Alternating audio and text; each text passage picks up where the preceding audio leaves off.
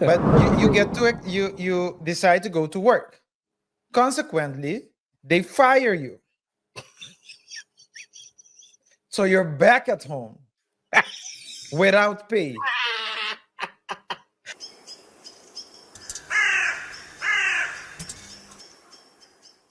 Yeah, man. Scandals, fraud, and federal investigation has been a thing in Dalton lately. This time, it's not Super Mayor. Super Mayor! Ta-da-da! Tiffany Henyard, who's in the spotlight, but her ally, former Deputy Police Chief Louis Lacey, who's been indicted on serious charges. We hinted that last week already, but today we're gonna dive a bit deeper. But I think Lacey's downfall is just, it's just the tip of the iceberg. We've been covering the things that are happening in the we're not the only ones, but we've been covering it for a while now.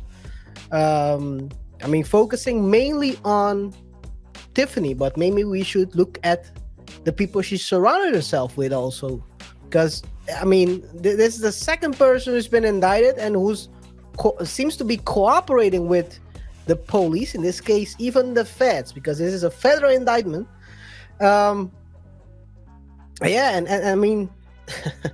Lacey's indictment is not just a legal issue. It seems like it's a reoccurring issue with everyone who's surrounding Tiffany.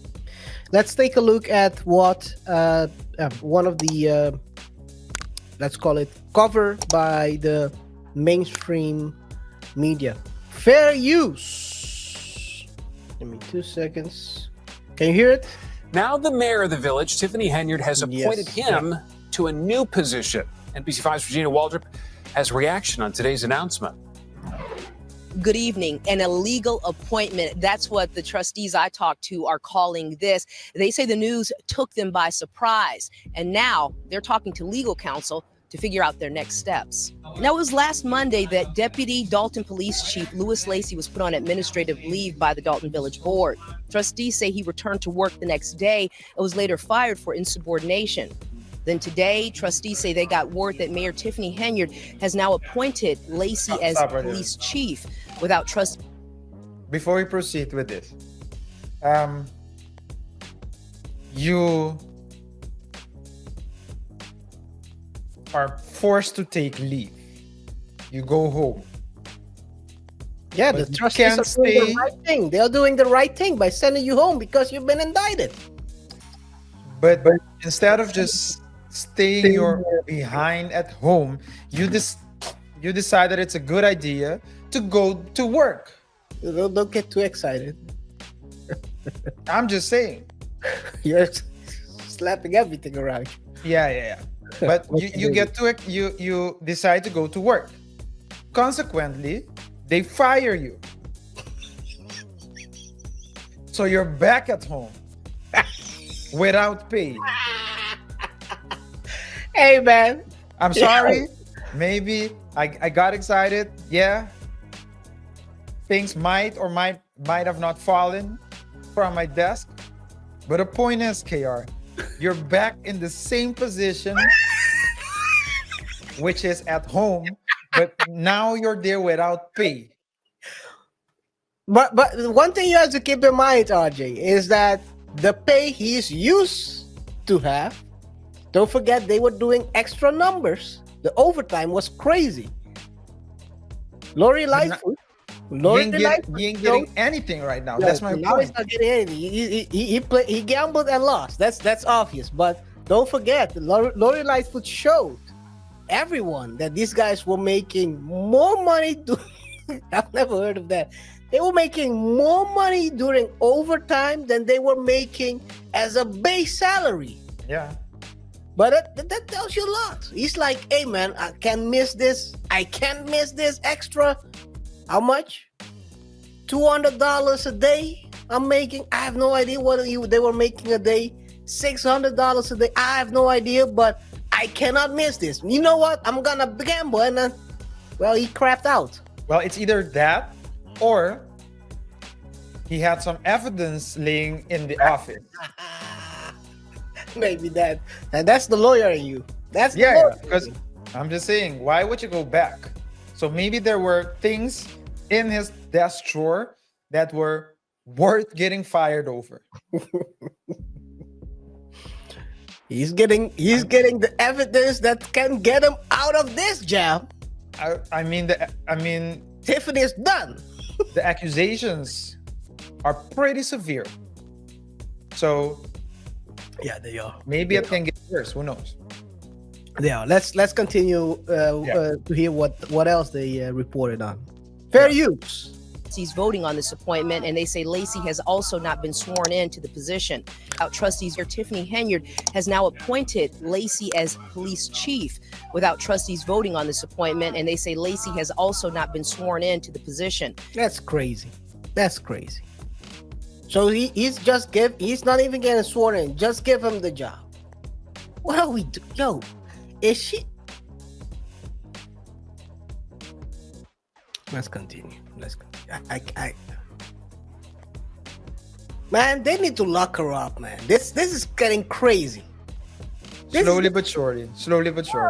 You can't be doing. There is a procedure, right? You can't deviate from the procedure because you think you're the boss. Now, Lacey was in court a short time ago. He was arraigned on federal bankruptcy fraud. Yeah, now The you're boss, she's not the boss. The people are the boss because they put her there. The people are the boss. And listen what I said. Because you think you're the boss. Yeah. I'm just elaborating on what you said. Okay. Because you're right. People don't listen. It goes in one ear and exits the other. Fraud charges. It's alleged that he lied under oath in a scheme to hide assets and income from creditors to avoid paying more than $40,000 in a lawsuit settlement. Well, So this guy he's indicted for federal bankruptcy fraud. So it's and I have a part so you can give you an idea what kind of person this is. I have a video. Shout out to Pocket Watching with JT. This we can share. Shout out to him. He's gonna dive a bit deeper into how this guy is doing. This guy, I won't give it all away. Shout out to Pocket Watcher with JC, guys. Great episode about this. in 1984, I'm presuming this was his first time. I was 1 year old at this time. In 1984, I believe he files for his very first bankruptcy, 1984. Then, in 1988, 4 years. Oh, sorry. All right, let me put my serious face on. 4 years later, he files for bankruptcy again. 1996.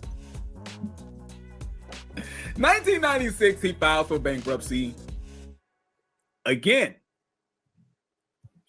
1997. 1997, again, another personal bankruptcy.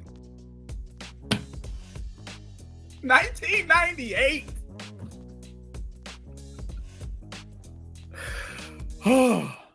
I'm sorry. 1998, he files for bankruptcy again. 2006, Man. another bankruptcy. Now, there's a little time now. Looks like he gets his act together between 2006. So it's 2006, then 2019. Another bankruptcy. And last but not least, 2020. Bankruptcy. Now at this point, I feel like the city of Dalton or the village of Dalton has to understand what's going on in this situation. Because some of you still out there, some of you are still questioning the pocket watcher. You're saying to yourself, yes, but JT, listen, filing bankruptcy 8 times is ridiculous. We get it. It's ridiculous, right? But what does that have to do about his ability to perform his duties? Great question. Here's my answer. A man who mismanages his own financial situation so poorly that he files for bankruptcy 8 times is a man that could be easily compromised. Yeah.